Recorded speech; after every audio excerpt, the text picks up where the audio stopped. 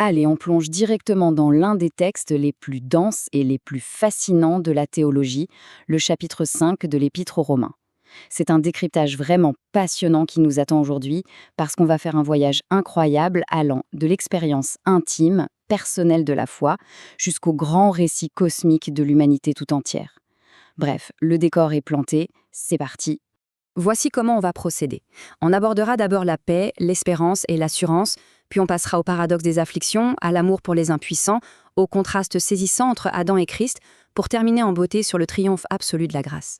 Alors, première partie, la paix, l'espérance et l'assurance. On va examiner de près une notion absolument fondamentale ici, à savoir la réalité objective de notre paix avec Dieu. Concrètement, la justification, c'est pas juste un vague concept abstrait, et c'est encore moins un sentiment antérieur fragile qui ferait le yo-yo au gré de nos émotions. Pas du tout. C'est une position de grâce hyper stable, permanente. En fait, l'hostilité qui est née du péché est définitivement levée, la colère est écartée pour de bon, et le point clé de tout ça, c'est que cette paix, elle est établie et médiatisée exclusivement par Jésus-Christ. Et ça nous amène directement à cette phrase magnifique « Le juste vivra par la foi ». Cette position stable dont on vient de parler, eh bien, elle crée une joie complètement nouvelle et profonde. Fini de courir après une gloire humaine basée sur nos propres efforts. À la place, on obtient cette assurance absolue de partager un jour la gloire divine.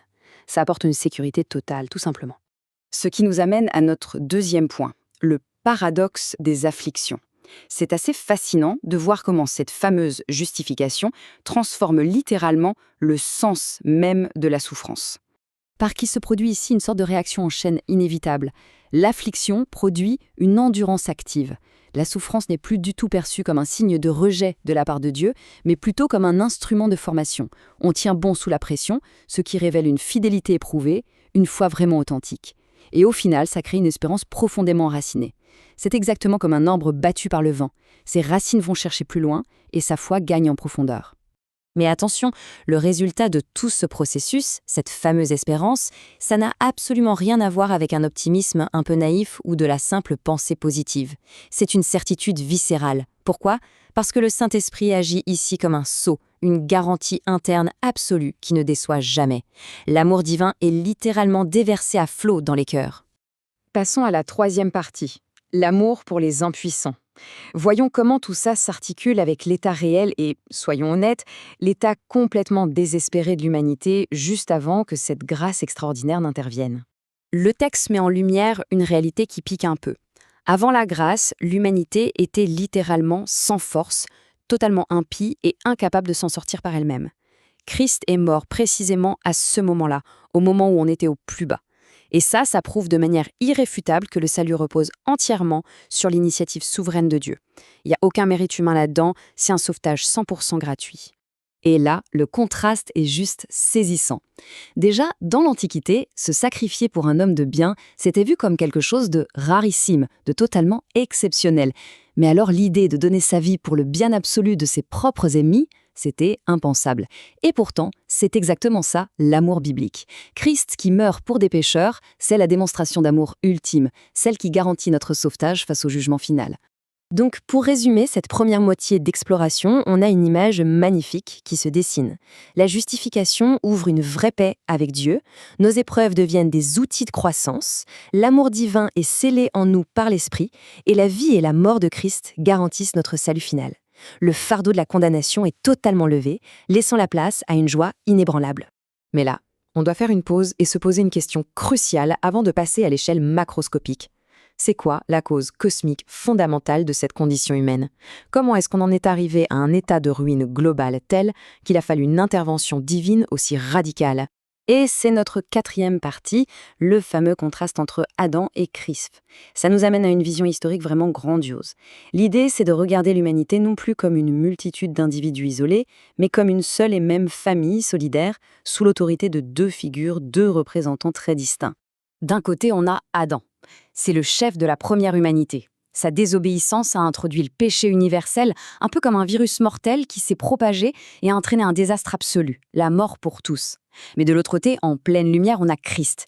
Il se lève comme le chef d'une nouvelle humanité, et lui, il apporte la justification et redonne la vie.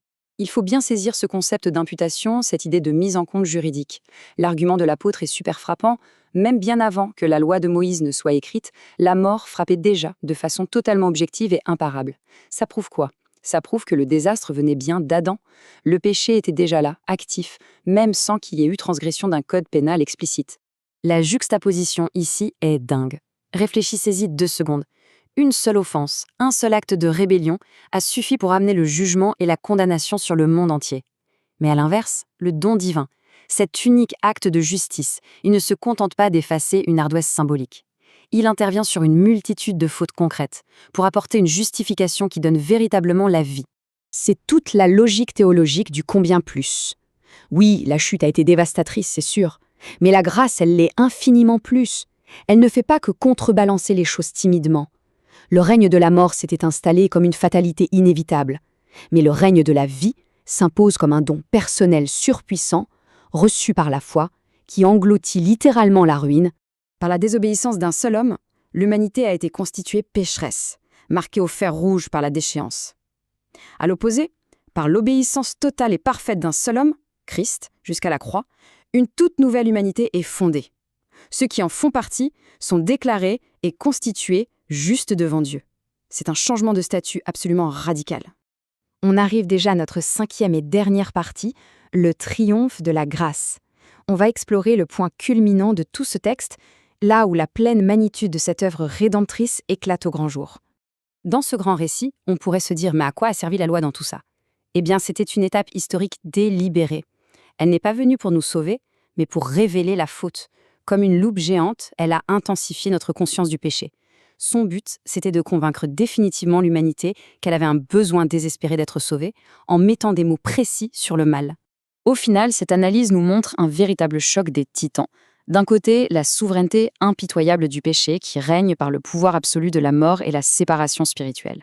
De l'autre, la souveraineté de la grâce. Et attention, c'est pas juste un beau concept philosophique, c'est une force réelle, active, qui règne par la justice et nous conduit tout droit vers la vie éternelle. Là où le péché a abondé, la grâce a surabondé. Ça, c'est le sommet absolu de notre exploration en une phrase. L'humanité avait vraiment touché le fond, le mal s'était propagé partout, c'était le désastre complet. Mais la grâce divine a complètement fait exploser les compteurs. Elle a largement excédé la mesure du désastre. C'est un véritable raz-de-marée de miséricorde. Et on va se quitter là-dessus. La profondeur inouïe de cette chute ne fait finalement que rendre l'éclat du salut encore plus éblouissant. Face à un triomphe cosmique d'une telle ampleur, ça nous laisse avec cette réflexion fondamentale. Concrètement, comment le fait d'adopter et de vivre sous ce règne triomphant de la grâce change-t-il dès aujourd'hui la réalité de nos laments ?